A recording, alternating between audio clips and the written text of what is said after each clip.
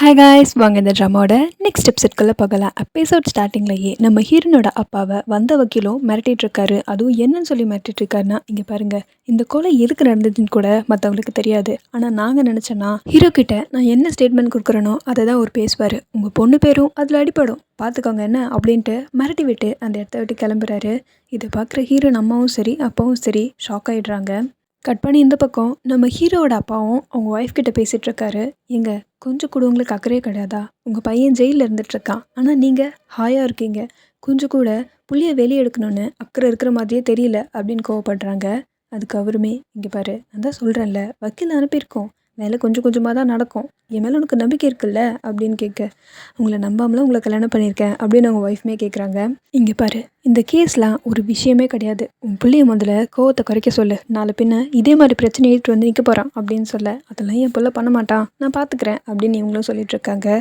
அது சரி, நாளைக்கு அவங்க வீட்டுக்கு வேற போகணும், ஸோ ப்ரிப்பேர்டாக இரு அப்படின்ற மாதிரி சொல்கிறாரு. ஹீரோயின் வீட்டுக்கு போகணும் போல இருக்கு, அதை தான் சொல்கிறாரு. இவங்களும் சரின்ற மாதிரி கேட்டுக்கிறாங்க. ஆனால் ஒன்றுங்க, உங்கள் பையன் உங்ககிட்ட மன்னிப்புலாம் கேட்க மாட்டானா அப்படின்னு சொல்ல, சரி விடு பார்த்துக்கலாம் அப்படின்ட்டு இவரும் சொல்லிடுறாரு. கட் பண்ண இந்த பக்கம் நம்ம ஹீரோயின் அப்பாவும் கேஸை வித்ட்ரா பண்ணலாம் அப்படின்ற முடிக்க வந்துட்டார் போல இருக்கு. இதை கேட்குற ஒய்ஃப்மே, என்னங்க சொல்கிறீங்க, அதுக்காக நம்ம புள்ள செத்துட்டாங்க, அதை சும்மா விடணும்னு சொல்கிறீங்களா, அவனுக்கு நியாயம் வாங்கி தர வேணாமா அப்படின்னு கேட்குறாங்க. அதெல்லாம் எனக்கு புரியுதுமா, ஆனால் நமக்கு அதுக்கப்புறம் 3 பொண்ணுங்க இருக்காங்க, அவங்களையும் நம்ம பார்த்துக்க வேணாமா? ஹீரோயின் எடுத்துக்க, அவள் சின்ன விஷயத்துக்கு கூட பயப்படுறாள், இதெல்லாம் நம்ம குடும்பத்துக்கு சரிப்பட்டு வராதுமா. அவங்களாம் பணக்காரங்க, நம்மலாம் இல்லாதப்பட்டவங்க. இந்த கேஸை எடுத்து வாதாடணுன்னா கூட நம்மக்கிட்ட அவ்வளோ காசு கிடையாது. ஸோ இந்த கேஸை இதோடு விட்டுடலாமா? என்னை தயவு செஞ்சு மன்னிச்சிக்கோ, நான் என் பிள்ளைக்கு எந்த நீதியும் வாங்கி தரல, தயவு செஞ்சு என்னை மன்னிச்சிக்கோன்னு அவர் ஒய்ஃப்கிட்டே ஒரு கெஞ்சி கேட்குறாரு. என்னங்க நீங்கள் அதெல்லாம் இப்படிலாம் பண்ணாதீங்க, பரவாயில்ல, நமக்காக தானே பண்ணுறீங்க, பார்த்துக்கலான்ற மாதிரி அவங்க ஒய்ஃப் சொல்லிகிட்ருக்க. இதெல்லாம் நம்ம ஹீரோயின் ஒரு ஓரமாக நின்று கேட்டுட்டு தான் இருக்க. அவளுக்கு கில்ட்டாக ஃபீல் ஆகுது. ஓ, நம்ம தைரியமே இல்லாமல் இருக்கிறதுனால தான் பேரண்ட்ஸ் இவ்வளோ பயப்படுறாங்க, இதுக்கப்புறம் நம்ம இப்படி இருக்கக்கூடாது, நம்மளும் தைரியத்தை வளர்த்துக்கணும் அப்படின்னு சொல்லிட்டு அவளுக்கு அவளே முடிவெடுத்துக்கிறா. கட் பண்ணி மறுநாள் தான் காட்டுறாங்க நம்ம ஹீரோயின் வீட்டுக்கு. அதுவும் காலங்காத்தாலே ஹீரோட பேரண்ட்ஸ்லாம் வந்திருக்காங்க. வந்தவங்களும், உங்கள் பிள்ளை இறந்ததை நினச்சி எங்களுக்கும் ரொம்ப வருத்தமாக தான் இருக்குது, ஒரு பிள்ளை இறந்துட்டான்னு சொல்லிட்டு இன்னொரு பிள்ளையை கொல்றது நியாயமாக சொல்லுங்கள், உங்கள் பிள்ளை இறந்துட்டான், என் பிள்ளை கொஞ்சம் கொஞ்சமாக என் கண்ணு முன்னாடி இறந்துட்டுருக்கான், ப்ளீஸ் தயவு செஞ்சு அப்படின்ற மாதிரி இவங்க ஏதோ கெஞ்சி கேட்க வர. இதை பார்க்குற நம்ம ஹீரோட அப்பாவும், இல்லை நான் நேர்மையாக தான் இருக்கணும்னு நினைக்கிறேன், கேஸ் போடுங்க, எதுவாக இருந்தாலும் பார்த்துக்கலாம், கண்டிப்பாக நியாயம் கிடைச்சே தீரணும் அப்படின்ற மாதிரி சொல்ல, இல்லை நாங்கள் எந்த கேஸும் போடுறதா இல்லை, மன்னிப்பு கடிதம் தானே, நீங்கள் ரெடி பண்ணி கொண்டு வாங்க, நான் சைன் போட்டு கொடுத்துட்றேன் அப்படின்னு ஹீரோனோட அப்பா சொல்லிடுறாரு. இதை கேட்டோடனே நம்ம ஹீரோட அப்பாவுக்கு, அப்பாடா இப்போ தாண்டா நிம்மதியாக இருக்குது அப்படின்னு மனசுக்குள்ளே நினச்சாலும் வெளில சொல்ல மாட்டேங்கிறாரு. இப்படி இவங்க பேசிகிட்டு இருக்க அந்த இடத்துக்கு வர ஹீரோயினையும், வாய்ப்பே கிடையாது, எங்கள் அப்பா அம்மா அந்த பேப்பரில் சைன் பண்ண மாட்டாங்க, அப்படி சைன் பண்ணணும்னா நான் செத்ததுக்கப்புறம் சைன் பண்ணுங்கள், அவங்களோட உயிர் உங்களுக்கு என்ன அவ்வளோ ஈஸியாக போச்சா, என் கூட பிறந்தவாம, என்னால் அவ்வளோ ஈஸியாக இது எதையும் விட்டு கொடுக்க முடியாது, கண்டிப்பாக கொலை பண்ணவனுக்கு தண்டனை கிடைச்சே தீரணும் அப்படின்னு ஹீரோயின் சொல்லிட. இதை பார்க்குற ஹீரோட அம்மா அப்பா அந்த இடத்த விட்டு கிளம்பிடுறாங்க. கட் பண்ணால் நம்ம ஹீரோயினை நிற்க வச்சு அவங்க அப்பா கேள்வி கேட்டுட்ருக்காரு. கொஞ்சம் கூட வந்தவங்க முன்னாடி எப்படி பேசணும்னு எனக்கு தெரியாதா, என் மானத்தையே வாங்கிட்ட நீ அப்படின்னு சொல்லிட்டுருக்கேன்.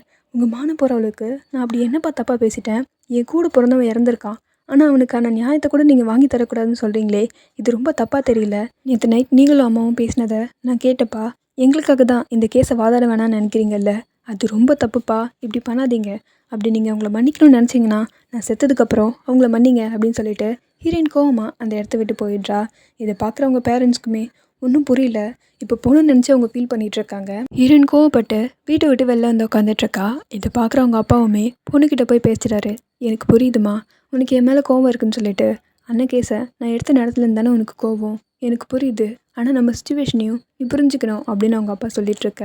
அதுக்கு அவளுமே, எனக்கும் புரியுதுப்பா, ஆனால் என்னால் ஏற்றுக்க முடியல, அவன் பாவம்ப்பா, அவன் என்ன தப்பு பண்ணா, அவனுக்கான ஜஸ்டிஸை நம்மளே வாங்கி கொடுக்கலனா வேறு யாருப்பா வாங்கி கொடுப்பா, நீங்கள் இதெல்லாம் விட்டுட்டு வேறு ஊருக்கு போயிடலான்னு சொல்கிறீங்களே, இதெல்லாம் ரொம்ப தப்புப்பா அப்படின்னு பொண்ணுமே ஃபீல் பண்ணேன், எனக்கு உன் கஷ்டம் புரியுதுராமா அப்படின்னு சொல்லிட்டு அவங்க அப்பாவும் பொண்ணு பிடிச்சிட்டு ஃபீல் பண்ணுறாரு.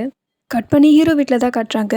ஹீரோட அப்பாவும், எல்லாம் நல்லா தான் போயிட்டு இருந்துச்சு, அந்த பொண்ணு வந்து எல்லாத்தையும் கெடுத்துட்டா, கொஞ்சம் விட்டுருந்தா அந்த ஆள் சைன் பண்ணியிருப்பான் அப்படின்னு சொல்லிட்டுருக்கேன்.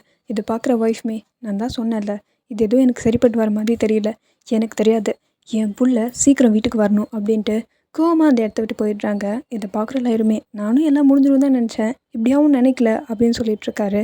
சரி வாங்க அடுத்து என்ன பண்ணலான்னு யோசிக்கலாம் அப்படின்ட்டு லார்கிட்ட இவரும் பேசிகிட்ருக்காரு.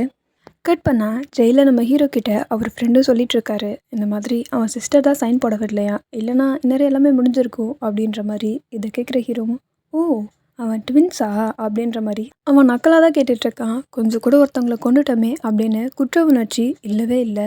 சரி நான் அவளை மீட் பண்ணணும் அப்படின்ற மாதிரி ஹீரோ சொல்கிறாரு. டேய் அது எப்படிரா அப்படின்ற மாதிரி இவருமே கேட்க, டேய் நான் ஜெயிலில் தாண்டா இருக்கேன், ஸோ அது உங்கள் கையில் தான் இருக்குது. சரி ஓகே மச்சான் நான் பார்த்துக்கிறேன் அப்படின்ட்டு ஃப்ரெண்ட் அங்கேருந்து கிளம்ப.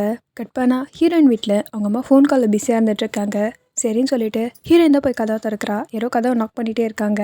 திறந்து பார்த்தா நம்ம ஹீரோட ஃப்ரெண்டு தான் அங்கே வந்து நின்றுட்டுருக்காரு. இவளும் யார் நீங்கள், உங்களுக்கு என்ன வேணும் அப்படின்னு விசாரிக்க அவன் மாட்டுன்னு உள்ளே வந்துட்டே இருக்கான்.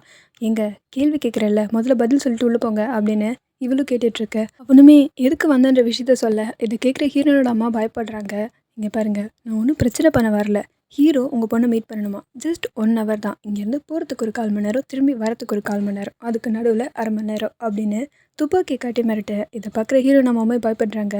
அதெல்லாம் என் பொண்ணை தனியாக அனுப்ப முடியாதுன்னு சொல்லிட்டு ஹீரோனுக்கு கையெல்லாம் உதறுது அந்த துப்பாக்கியை பார்த்த உடனே. பட் இருந்தாலும் அவன்கிட்ட அதை காட்டிக்காம சரி ஓகே என்ன மீட் பண்ணணுமா மீட் பண்ணலாம் அப்படின்ற மாதிரி ஹீரோயின் சொல்லிடுறா. ஓ ஸோ சிம்பிள் அப்படின்னு சொல்லிட்டு அவனுமே அங்கே உட்காந்துட. என்ன நீங்கள் இங்கே உட்காந்துட்டீங்கன்ற மாதிரி ஹீரோனோட அம்மா பார்த்துட்ருக்காங்க. ஆண்டி நம்ம இங்கேயே இருப்போம், ஹீரோயின் மட்டும் தான் போயிட்டு வர போகிறது, வெளியில் காட்ஸ் இருக்காங்க, வண்டியில் தான் போயிட்டு வர போகிறா, பத்திரமா இருப்பா, நீங்கள் ஒன்றும் கவலைப்பட வேணாம் நான் பார்த்துக்கிறேன் அப்படின்ற மாதிரி இவ சொல்லிகிட்ருக்கான். அது வரைக்கும் நான் இங்கே தான் இருப்பேன் அப்படின்னு சொல்ல, தம்பி இதெல்லாம் ரொம்ப தப்புப்பா, உன்னை கையெடுத்து கெஞ்சி கேட்டுக்கிறேன், இப்படி பண்ணாதப்பா அப்படின்னு சொல்லிகிட்ருக்காங்க. அம்மா இவன் கிட்டலாம் கெஞ்சாதீங்க, என்ன போயிட்டு வரணும் அவ்வளோதானே, நான் போயிட்டு வரேன் அப்படின்ற மாதிரி ஹீரோன் அங்கேருந்து தைரியமாக தான் கிளம்புறா. ஆனால் அவங்க அம்மா தான் ரொம்ப பயப்படுறாங்க. சூப்பர் சூப்பர் இப்படி தான் இருக்கணும் அப்படின்னு சொல்லிட்டு இவனும் அவங்கள பார்த்துட்ருக்கான். கட் பண்ணா ஹீரோயினியுமே ஹீரோவை பார்க்குறதுக்காக ஜெயிலுக்கே வந்திருக்கா. இதுதான் அவரோட ரூமுன்ற மாதிரி சொல்லி அனுப்பியிருப்பாங்க போல். ஸோ அவளுமே அந்த ரூமுக்கு வெளில நின்றுட்டுருக்க. ஹீரோயினானா இன்னும் தூங்கிட்டு இருக்க மாதிரி தெரியுது. அவளும் அவனை சத்தம் போட்டு கூப்பிடவே தான் அவன் திரும்பியே பார்க்குறான். துரைக்கி கட்டில் போட்டிருக்காங்க, டிவி இருக்குது, பணக்காரனால இப்படி தான் போல இருக்குது அப்படின்னு தான் இருக்குது இந்த சீனை பார்க்குறதுக்கு. இவ கூப்பிடுற சத்தத்தில் தான் ஹீரோ அந்த இடத்துலேருந்தே எந்திரிக்கிறான். எந்திரிச்சு வந்தவனும், ஓ நான் கூட கொஞ்சம் வயசானவங்க இந்த பெரிய பொட்டு வச்சுட்டு அந்த மாதிரி ஆன்ட்டி மாதிரி இருப்பேன்னு பார்த்தேன், பட் நீ செம்ம அழகாக இருக்கியே அப்படின்ற மாதிரி ஹீரோ வந்த இடத்துல கூட ஃப்ளர்ட் பண்ணிகிட்ருக்கான். இதை பார்க்குற ஹீரோயினுக்கு இன்னும் காண்டாகுது. இங்கே பாரு இந்த கையில் தான் உன் பிரதரை துடிக்க துடிக்க கொன்னேன், நான் 4 புல்லட் இறக்குன்னு நினைக்கிறேன் அப்படின்னு சொல்ல இவளுக்கு இன்னும் கோவம் வருது. அவன் சட்டையை பிடிச்சிட்றா. இங்கே பாருமா இவ்வளோ கோவம் வரக்கூடாது, கோவம் எனக்கு மட்டும்தான் வரணும் அப்படின்ற மாதிரி ஹீரோ சொல்லிகிட்ருக்கான். பட் அப்போ கூட அவனோட சட்டையை விட்ட மாதிரி தெரியல.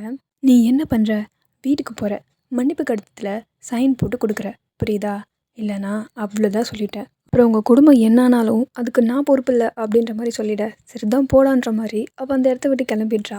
வீட்டுக்கு வந்த ஹீரோயின் கிட்ட அவங்க அம்மாவும் ஒன்றும் பிரச்சனை இல்லைல்ல, போன மாதிரியே பத்திரமா தானே வந்திருக்க அப்படின்னு கேட்க இதை பார்க்குற ஹீரோயினியுமே அவன் என்ன மிரட்டதாமா கொட்டான், வேறு என்ன பண்ண போகிறான் அப்படின்னு சொல்ல அவங்க அம்மாவுமே இதெல்லாம் நமக்கு வேணாமா, இதை விட்டுட்டு வேறு எங்கேயாவது போயிடலாம், நம்ம இந்த கேஸ் எடுக்க வேணாம் அப்படின்றாங்க.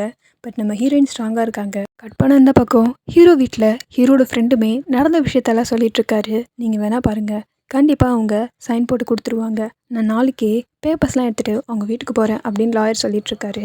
இதை கேட்குற ஹீரோட அப்போவுமே எல்லாம் நல்லபடியாக முடிஞ்சா நல்லது தான் அப்படின்னு சொல்லிகிட்ருக்காரு. கட் பண்ணால் ஈவினிங் ஆகுது. நம்ம ஹீரோயினையும் அவங்க சிஸ்டர்ஸ் கிட்ட, அம்மா நீங்கள் ஏன் காலேஜ் போகிறதில்ல, இதுக்கப்புறம் ரெகுலராக காலேஜ் போக ஆரம்பிங்க அப்படின்னு சொல்ல, எப்படிக்கா உன்னால் இவ்வளோ நார்மலாக பேச முடியுது அப்படின்னு சிஸ்டர்ஸுமே கேட்குறாங்க. என்ன பண்ணுறது, நம்ம வீக் ஆகிட்டோன்னு வச்சுக்கேன், அப்புறம் பேரண்ட்ஸை யார் பார்த்துப்பா, அட்லீஸ்ட் நம்ம ஸ்ட்ராங்காக இருந்தால் தான் அவங்களும் இதுக்கப்புறம் பத்திரமா பார்த்துக்க முடியும் அப்படின்னு சொல்ல சிஸ்டர்ஸுமே சரின்ற மாதிரி கேட்டுக்கிறாங்க. கட் பண்ணால் மறுநாள் நம்ம ஹீரோயினோட அப்பாவும் அவங்க பையனோட கல்லறைக்கு வராரு. அந்த கல்லறையை பார்த்துட்டு ரொம்ப ஃபீல் பண்ணுறாரு.